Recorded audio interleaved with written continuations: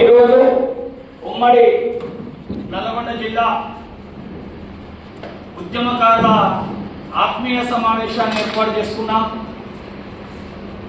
తెలంగాణ ఉద్యమకారుల వేదికను ఏర్పాటు చేయడానికి మూడు ముఖ్యమైన కారణాలు ఉన్నాయి. ఒకటి, తెలంగాణ ఉద్యమకారులు ఎవరైతే కేసులైనాయో, ఎవరైతే జైలు శిక్ష అనుభవించారో, ఎవరి మీదైతే బైండ్ ఓవర్ కేసులు ఉన్నాయో వాళ్ళని మొట్టమొదటిగా పరిగణలో తీసుకోవాలి. రెండవది, 1969 ఉద్యమకారులను పరిగణలో తీసుకోవాలి. మూడవది, కొంతమంది కేసులు లేని వాళ్ళు ఉన్నారు. 2001 నుంచి 2014 వరకు ఉద్యమంలో పాల్గొన్న వాళ్ళని కూడా పరిగణలో తీసుకోవాలి. ఈ మూడు అంశాలతో ఏర్పడినదే తెలంగాణ ఉద్యమకారుల వేదిక అని నల్గొండ జిల్లా వేదిక ఆషామాషగా ఏర్పాటు చేయలే. ప్రభుత్వంతో డి అంటే డి అని పోరాటానికి సిద్ధంగా ఉన్నాం. జూన్ 2వ తారీఖు లోపు తెలంగాణ ఉద్యమకారులకు గనక న్యాయం చేయకపోతే 10,000 మంది ఉద్యమకారులతో మన అసెంబ్లీని ముట్టడించాలి. అప్పుడే మనకు ఉద్యమకారులకు హక్కులు సాధించబడతాయి. జార్ఖండ్ రాష్ట్రంలో ఏం జరిగింది? ఉద్యమకారులందరూ కూడా సచివాలయాన్ని, అసెంబ్లీని ముట్టడించారు. చేసేదేమీ లేక అక్కడ జార్ఖండ్లో డిక్లేర్ చేశారు.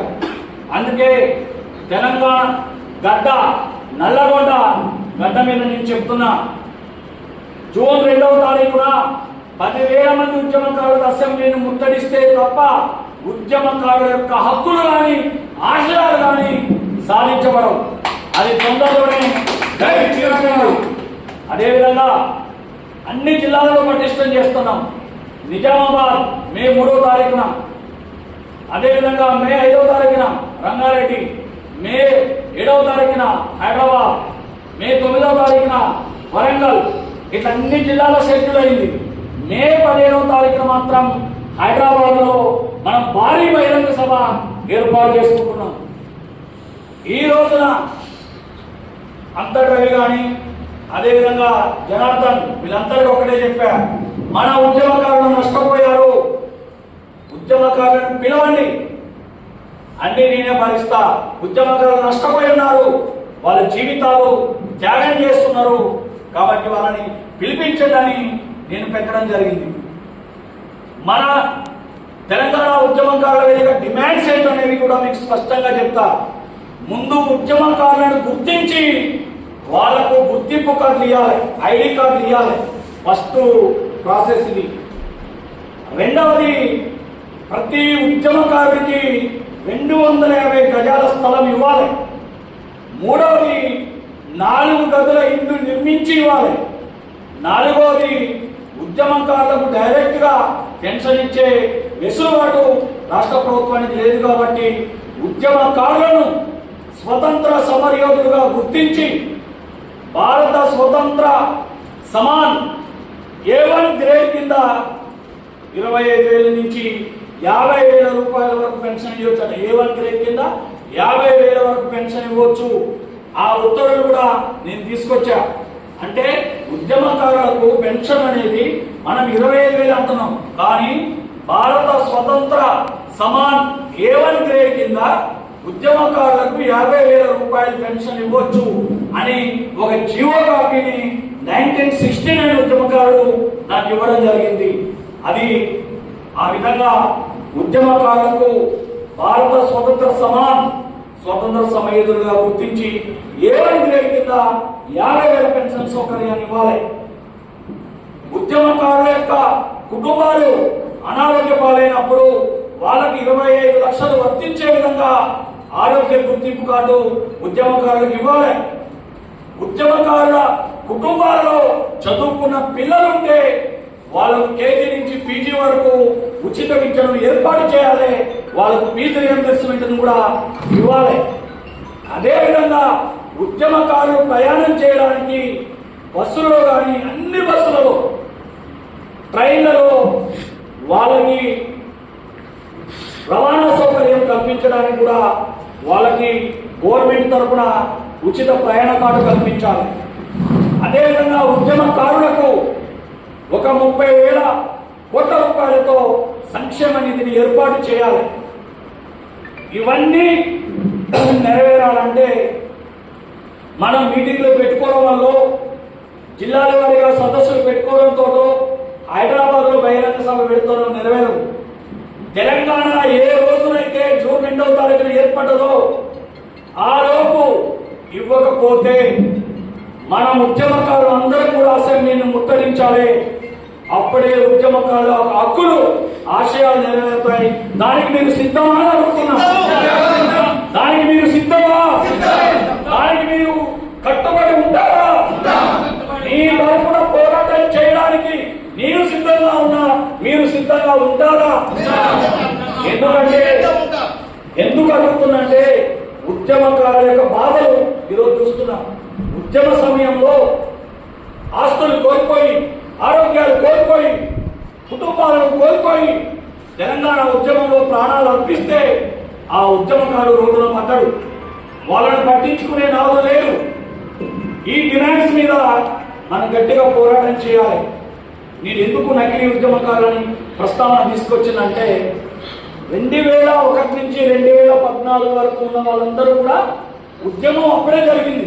2001 నుంచి 2014 వరకు ఉద్యమం జరిగింది. అప్పటి వరకే ఉద్యమకారులు. కానీ 2015 నుంచి 2026 వరకు డిగ్రీ చదివిన వాళ్ళని చిన్న చిరుకోలందరూ ఉద్యమంలో తీసుకుంటే ఉద్యమకారులకు న్యాయం జరుగుతుందా? నిజమైన ఉద్యమకారులు మరుగున పడిపోయారు. 2018, 2020, 23, 24, 25, 26లో అందరినీ చేర్చుకొని వాళ్ళు ఉద్యమకారులు అంటున్నారు. అందుకే నకిలీ ఉద్యమకారులను తరిగి కొట్టాలి. నేను ఆవేదనతో బాధతో చెప్తున్నాను. అందుకే నిజమైన ఉద్యమకారులను గుర్తించడానికి ఈ టీజీవీ ఉద్యమకారుల వేదికను రిజిస్టర్ చేసి నీతిబద్ధంగా, న్యాయబద్ధంగా, ధర్మబద్ధంగా, పార్టీలకు అతీతంగా మనందరం కొట్లాడాలి అని నేను గట్టి నిర్ణయం తీసుకున్నా. మీరు హైదరాబాద్ వస్తే మీకు ట్రాన్స్పోర్టేషన్ కూడా అవసరమైతే మనం టీసీలో మాట్లాడుకుని హైదరాబాద్ వద్దాం. ఎందుకంటే నేను పోరాటానికి సిద్ధంగా ఉన్నా. అందుకే శాంతియుతంగా ఈ ఉద్యమకారులకు న్యాయం జరగదు. తెలంగాణ ఉద్యమం ఏ రూపానైతే ఉవ్వెత్తున ఎగిసిపడ్డదో ఉద్యమకారుల యొక్క పోరాటం కూడా ఆ విధంగా ఉద్యమం ఉవ్వెత్తున జరిగితే తప్ప ఉద్యమకారుల హక్కులు, ఆశయాలు నెరవేరవు. అందుకే ఈ రాష్ట్ర ప్రభుత్వాన్ని హెచ్చరిస్తున్నాం సున్నితంగా. జూన్ 2వ తారీఖులోపు ఉద్యమకారుల యొక్క డిమాండ్స్ నెరవేర్చండి. అందరూ సంతోషపడుతుంది. కానీ మీరు ఆ విధంగా చేయకపోతే జూన్ 2వ తారీఖున మేము అసెంబ్లీని ముట్టడించడం 100కు 100% నిజం. ఇది ఉద్యమకారుల వేదిక ఏర్పడిన రోజుని చెప్పడం జరిగింది. అయితే అందరూ గుర్తించాలి. మనందరం కొంతమంది జైలు కేసులు అయిన ఉన్నవారు ఉన్నారు, కొంతమంది బైండ్ ఓవర్ కేసులు అయిన వారు ఉన్నారు, కొంతమంది జైలు శిక్ష అనుభవించి ఉన్నారు. వాళ్ళకి మొట్టమొదట ప్రియారిటీ కింద తీసుకోమని చెప్తున్నారు. ఫస్ట్ వాళ్ళకి. రెండవ ప్రియారిటీ కింద 1969 ఉద్యమకారులను తీసుకోమని చెప్తున్నారు. మూడవ ప్రియారిటీ కింద 2001 నుంచి 2014 వరకు 2001 to 2014 2014 వరకు కేసులు లేకుండా ఉద్యమంలో ఎవరైతే పాల్గొన్నారో వాళ్ళకు మూడో విడతగా వాళ్ళని కూడా గుర్తించి వాళ్ళకు కూడా ఇవ్వాలని చెప్తున్నాం. ఒకే దశలో చేయమని చెప్పట్లేదు, 3 దశల్లో చేయమని చెప్తున్నాం.